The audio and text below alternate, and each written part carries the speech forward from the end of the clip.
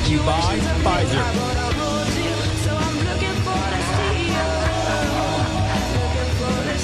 In this video, you're going to see the future. Breaking news. We've got a lot up there. Hello there, you Awakening Wonders. Thanks for joining me for Stay Free with Russell Brand for another glorious week. If you're watching this in the Rumble stream like Mohades 94, that is appalling language, but you are also Australian, so Australians, they speak different from the rest of us. Maybe you're in the Awakened Wonder chat. That's our community, along with our Rumble Premium community that support our content. This is a time of awakening indeed. Hopefully you're here today, like me, to try to better understand what's happening in Syria, why it's being reported on as a revolution, as if it's like the Ewoks taking over the Death Star. Let's have a look at how some of the groups involved in the conflict are resourced. We'll also be having some fun with Trump's handshake with Macron, the appearances at Notre Dame Cathedral, and we'll be, in a way, now I feel like I'm pretty dedicated to trying to understand is how this awakening is going to play out. Here are some of the things that you will have noticed. Notice when Elon Musk says, I like John Fetterman, he's okay, and that people were starting to change their positions. Like John Fetterman is sort of singing from the same hymnal, as it were, as Bernie Sanders, and Jon Stewart's starting to sympathise with Elon Musk. Do you see how things are changing? Do you see how things are changing pretty radically? It's extraordinary and exciting. It's extraordinary, exciting, and unusual. We're going to get into it in some depth. Mohades, my foul-mouthed friend over there on the Rumble chat. So Al-Qaeda was backed and funded by the CIA. They were behind 9/11 and now Syria. What an abuse of humanity.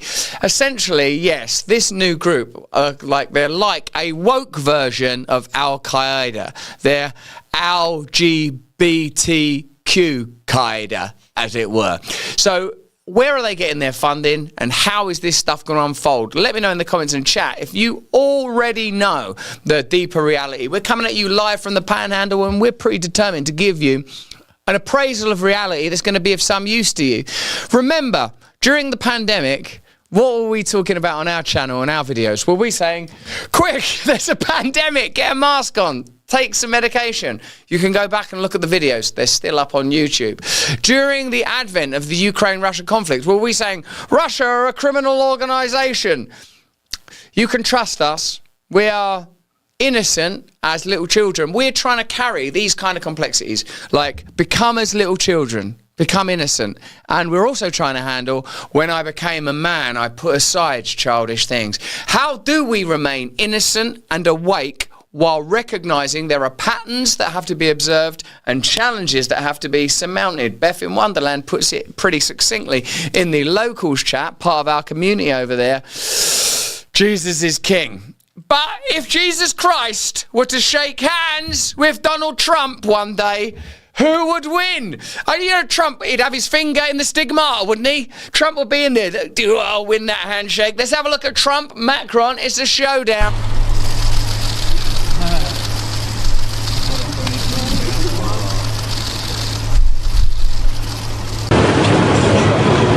I one time in a handshake, I've shaken hands with Donald Trump. I interviewed him years ago. I've told you that a bunch of times, I'm sure.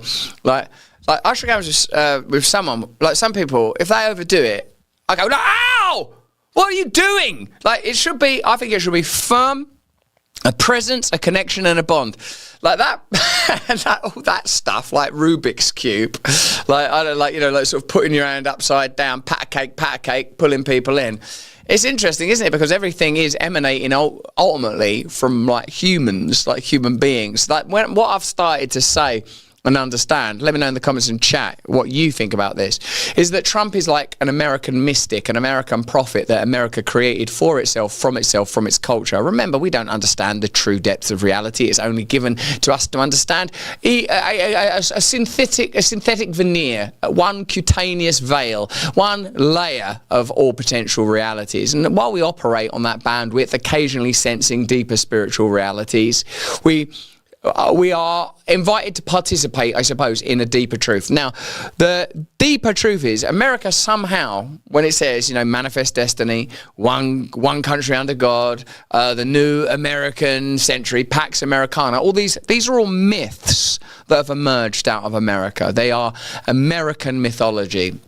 American mythology was first built, I suppose, was it on frontierism, then overcoming the British, then overcoming the South. Let me know if you're from the South, if you feel that part of the tension between the North and the South is that ongoing myth. Then it became about sort of commodity in the 50s and the 60s and the American dream and the availability of white goods and the possibility for people to attain this great standard of life. And these new kings emerged, these new titans, your Carnegies, your Rockefellers, and dare I add, Rothschilds, although, of course, I suppose that's a sort of a more complicated origin story in that instance. Now, Trump is in a sense the epitomizing American figure, and maybe he was that previously as well in the 1980s in a prior incarnation as some manifestation of commercialism, the art of the deal that he loves so well. Of course, an American prophet would not be nailed to a cross, but would have their name atop of a skyscraper, would have their name adorned on the side of a plane. Of course, an American prophet would surround himself with a new Camelot, including Elon Musk and RFK, bringing the lineage of the Kennedys in, that other mythic American family. Of course, American prophets would eat McDonald's and Coca-Cola and live on American food. It's like it's all come alive. It's all come alive. It's all been manifested from itself. And of course, an American prophet don't mess around when it comes to handshakes. Oh, what's going on in New York? Oh, sorry about that, man. I thought that we were still on that. We're still on one. Sorry.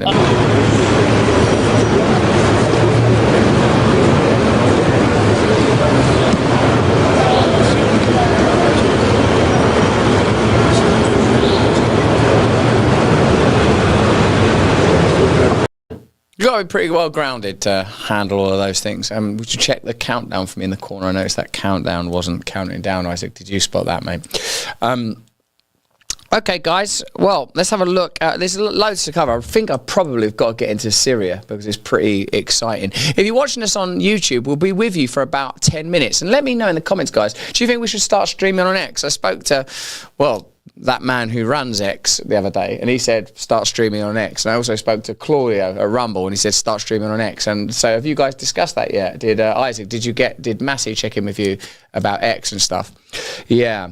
Would it be any different from anything else, or is it just press X instead of YouTube? It's not really that hard. All right, let's do that tomorrow then. Let's be ready for that tomorrow, or maybe not tomorrow. Let's do it later on today if we can. All right, let's have a look at Bill Burr reacting to the murder of United Healthcare CEO Brian Thompson, who sold $15 million of company shares 2 weeks before a Department of Justice investigation into the company. Obviously, with the ascent of RFK, Dr. Oz, Aaron Siri, Callie Means, Casey Means, Marty Makari, Jay Bhattacharya, replacing the former pantheon of powerful that included the likes of Fauci, I suppose, at the heart of it. There are obvious ramifications throughout the Medicare financial complex, the set of interests that seem to aggregate and coalesce around agriculture, pharma and food, and the regulatory bodies that are charged with controlling them. Yeah, and this, I was talking to Callie Means. We've got an interview up. If we've got any of that interview we can show people today. I was talking to Callie Means earlier this week. We'll be showing you that conversation. It was a brilliant conversation with Callie Means when that murder took place. He sounded to me like, he's like, uh-oh, deep stuff's going on in that world. Deep stuff's going on. Let's have a look at Bill Burr's reaction to it. Oh, what's going on in New York? We were just talking about it. That CEO got fucking whacked. Oh my God, dude. You know what's funny? I was sitting there reading an article, guy. They go, "Oh my God, he's such a great guy. He had a wife and kids, and he's such a great guy." And then you find out he and the other guys he's working for are getting sued for $121 million for dumping a stock and not letting the other people know. In the lawsuit, he and multiple other United Health executives are accused of offloading something like 15 million shares of stock. It's like, there's your motive. Nancy Pelosi just made $9 million on some shit. Nancy Pelosi's stock trades saw a 65% return last year. This comes as Congress has stalled talks on banning lawmakers from trading stocks. They're gangsters, dude. Fucking gangsters. And then when one of them gets whacked or something, like, oh my God, he was such a good guy. It's a dirty game, Paul. Healthcare. They're nerd gangsters. Bill Burr's right. They're like nerd gangsters. Oh, like Nancy Pelosi, you wouldn't think of her as a gangster, as a kind of Ma Baker, stock trader, billionairess, clutching her pearls, frantic on January the 6th. They were going to zip tie me. Paul Pelosi, unusual meetings in the dead of night, pushing his way into barriers. But the way they act is criminal, isn't it? It's on the periphery of criminal. If the allegation or inference that they use inside information, their awareness of forthcoming legislature to invest in companies, knowing that those companies' value is going to go up or down, that's kind of just gangsterism, isn't it? Like, the most powerful gangsters aren't really engaged in the handshake battle, are they? They're not like pulling people around like with physical prowess. They're sort of quiet in the background, observing, maneuvering. Let me know what you think about that in the comments and the chat. You know, remember, it wasn't that long ago that all those Boeing employees started dying in parking lots. Do you remember that? Like, you know, it just seemed like more dangerous to be a Boeing whistleblower than to get on one of their aeroplanes. And maybe now we're going to see a purge around healthcare. Oh, excuse me. Sorry, you didn't need to see that. And yes, my daughter did do my hair, actually, this morning. It's absolute chaos at the household. Nancy's dad was in the mob, says the Real Mixed. Can you back that up, though? That just sounds like a sort of, you're just saying that. First handshake to release the grasp is the underling. First handshake to release the grasp is the underling. I didn't know that. Trump is down for Mount. The handshake is the ultimate assertion of authority when men meet each other. He's making it count. Tell you the truth, I think that you're in a world of complexity. Fist bump, that one, you know. I think there's a lot of complexity goes on within the shaking hands. We're going to move into the Syria story in a matter of moments and try and unpack this cluster of uncoiling vipers, funded as they are by various agencies, but ultimately by you. Yeah, I don't do the eye contact break. I like to do that. And like just yesterday, I was with a bunch of like special forces guys. Yeah, that's how I roll. And lots of very respectful, deep look handshakes. Obviously, my heart of hearts, so I know that if it becomes physical combat, you're going to have to back someone that's been in the Navy SEALs, aren't you, ultimately, or the variety of other not deep state in this case, special forces operations. These guys, man, I love them. All right, let's have a look at Jon Stewart and Bernie Sanders. This, I suppose, again, is symptoms of our shifting times. For a while, you've been aware that the old taxonomies and categories of left versus right are falling apart. The emergence of populism that usually, let me know in the comments and chat if you agree with this, tends to coalesce around a charismatic figure, in your case Donald Trump, over in our country Nigel Farage. There's like, you know, there's a Turkish version, Erdogan. They're usually somewhat nationalistic. It's the best way to galvanize a nation, you would imagine, isn't it? Is talk about that nation. It's not that long ago that nations were being fought for, established. You can't have a nation without borders. You can't. There's all sorts of extraordinary maneuvers that are taking place right now, and the old divisions are starting to collapse. You're getting Democrats publicly declaring allegiance with, if not the Republican Party as a whole, aspects of the Republican Party. But the Republican Party itself has been morphing from the Tea Party moment right the way through the emergence of Trump. And, you know, I went to the RNC this year, you know that, we were streaming from there, and it's no longer the party of Nikki Haley and Mitt Romney. Those figures have fallen and faded into their shadows. And what we're seeing now is reorganization in the media space and in the political space. In a minute, we're going to look at Anna Kasparin, I think, or Anna Kasparin, am I saying it right? Her out of the Young Turks. Her and Cenk, they're reorganising, aren't they? Cenk's meeting up with Tim Pool, chatting about stuff, denouncing. Bernie Sanders is saying that he agrees with Elon Musk on certain matters. And Jon Stewart is talking about the fact that many of the things that he wanted to see done are now being done under Musk and Vivek. And that shows you a kind of tribalism, doesn't it? Like that we shouldn't care, should we? We should actually have a vision for how we believe the world ought to be. based on our own principles, virtue, and morality. And then we want to see that play out. We shouldn't think, oh, I wanted my team to do it. But then when I think about it myself, like I do feel like, oh, I want to be the channel that people watch and get insights on the news. Oh, don't watch that one. But I'm willing to let go and surrender all of that, because what does it all matter? We're here so fleetingly. All that matters is that we awaken together. That's right, isn't it? Is that all that matters, that we awaken together? Let's have a look firstly at Jon Stewart and Bernie Sanders talking about, well, let's have a look. Let me get into it because I've not watched it yet. How do you walk that tightrope? Because what I find is there is a gag reflex from, and I think both parties have it, a gag reflex on Robert Kennedy says, ultra processed foods are killing Americans. And I'm like, yeah, that's right. God awful. That's got to change. But if you were to say that, boy, are you just dogpiled. How can you agree with Robert Kennedy Jr. on anything? He's this and that. And Elon Musk says we've got waste and inefficiency in the government. And we're like, yeah, we've been yelling about that for years. And as soon as you do that, how can you? How dare you? It's really interesting. John, that is exactly what the challenge is. Well, I think this is my offering here. We've invested spiritual values in the temporal.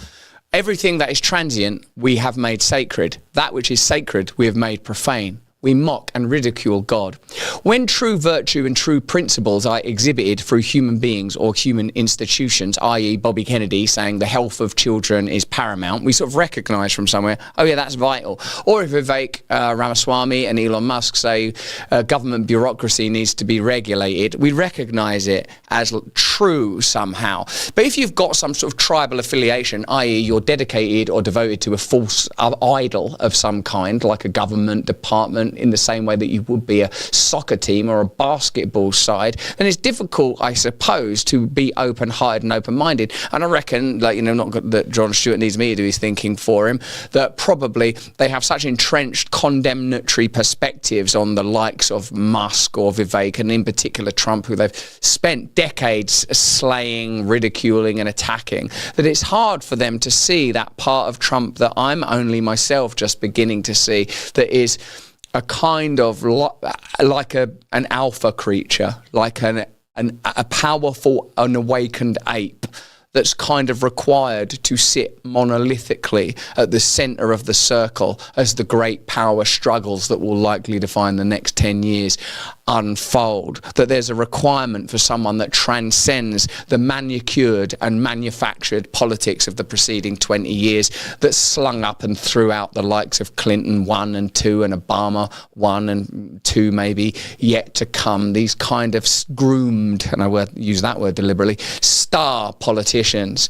What has emerged curiously in the case of the American mythic figure, as mythic surely as the cowboy or the gangster, is the entrepreneur tycoon president Trump, that America's collective imagination and his own animus willed into being somehow. And when people go, oh, that's just a load of old language, oh, rubbish, when people think like that, then you can't answer important questions like, oh, why is it that actually it's the Republicans now that are doing things that seem more in alignment with virtue and principles rather than the Democrat Party, that Jon Stewart, who I consider to be a, inverted commas, goodie because of the stance he's always taken when it comes to anti-establishment discourse and standing up for blue-collar and working people like firefighters and that. That's why I reckon he's in a state of bafflement. But hey, who am I to assess a man with such experience? But let me know in the comments and chat if you agree with that. And now, what about Trump's anima? Ashela asks, you might be right. I don't know if I did or should I have said. I always think animus is in the male, isn't it? And anima in the female. I don't know. You let me know. You let me know. I'm not claiming to be an expert in Jung, you know. I've got a lot of questions and a lot of inquiries. Okay, you beautiful people. I guess we're going to have to tackle the beast that is Syria, and it involves answering a lot of questions about how your taxpayer money is used to fund various insurgent groups throughout various territories that America and other countries are interested in colonizing. So we're going to have to really concentrate, but it's going to include Julian Assange, it's going to include contemporary media critiques and Greenwald. We've got loads of stuff stuff to bring in. We're going to do all of that in a minute. First of all, though, let's give you a bit of we can't make this content without our commercial partners, right? And I think we've got a message from them now. So here is that message. Oh no! The October the 15th deadline has just passed. Are you prepared for what's coming? It could be crazy. Do you owe back taxes? Are your tax returns still unfiled? Well, if that's the case and you've missed the deadline to file for an extension, you have to ensure that you are ready in the case that the IRS ramp up enforcement. But there's still hope. There is always hope. Tax Network USA has helped taxpayers save over $1 billion in tax debt and has filed over 10,000 tax returns. They specialize in helping people like you reduce their tax burdens. Act now. Visit tnusa.com/brand, or you can call 1-800-958-1000. Obviously, it's only applicable if you're a US citizen, or at least in the US. You can get a free consultation. The experts will walk you through the simple questions that are required to see how much you can save. So take control today. Visit tnusa.com/brand or call 1-800-958-1000. Do it while you still can. Okay, guys, if you're watching us on YouTube and you want to see how we're going to unpack and unpick, start the countdown, man, unpack and unpick the Syria story, you're going to have to click the link in the description, join us over on Rumble, and consider acquiring Rumble Premium for a frictionless experience. Do we have our own code yet? Liam, could you ask Massey to get us that? Because we want you to get Rumble Premium, where you get additional content and where you get ad-free content. We're going to be, thanks, my throat's feeling a lot better. Click the link in the description. We're going to tackle the behemoth of Syria. So by the time I've stopped talking and we've stopped thinking together, you're going to go, oh, that's what's happening in Syria. Complicated. Click that link. See you in a second. Okay, you beautiful people. Let's get into it. It's going to be complicated.